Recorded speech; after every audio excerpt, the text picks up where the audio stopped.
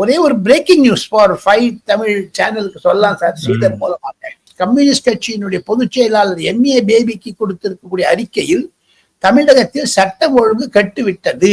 ஏன்னா பொலிட் பீரோ டு பொலிட் பீரோ தான் அவங்க டிசிஷன் எடுப்பாங்க, ஒரு இண்டிவிஜுவலா எடுக்க முடியாது சிபிஎம்ல. அது இட்ஸ் லைக் பிஜேபி மாதிரி ஆர்கனைஸ்டு பார்ட்டி, ADMK மாதிரி ஆர்கனைஸ்டு பார்ட்டி, DMK காங்கிரஸ் மாதிரி கிடையாது.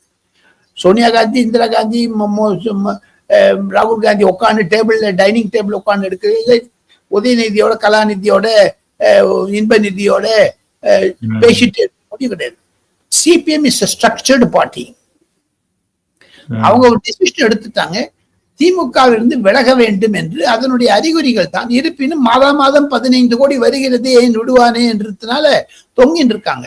செப்டம்பர்ல இருந்து வித்ட்ரா பண்ண ஆரம்பிச்சிருவாங்க சார். அதுக்காக தான் ஸ்டெப் போட்டிருக்காரு. பட் அவங்க விலகி எங்க சார் போவாங்க?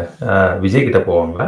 அது பொறுத்துன்னு பார்க்கணும். இன்னும் சரியில்லை, அதனுடைய டெம்போ இன்னும் சரியாகல. It will take 2-3 months sir.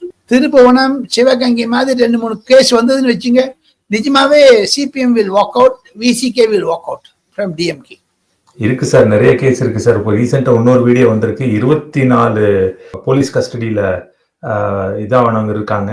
So அந்த விஷயத்துக்கு எதுக்குமே சாரி சொல்லல சார் சிஎம் இன்னும். அவர் சரிங்கிற சாரியும் சொல்ல முடியாது வராது.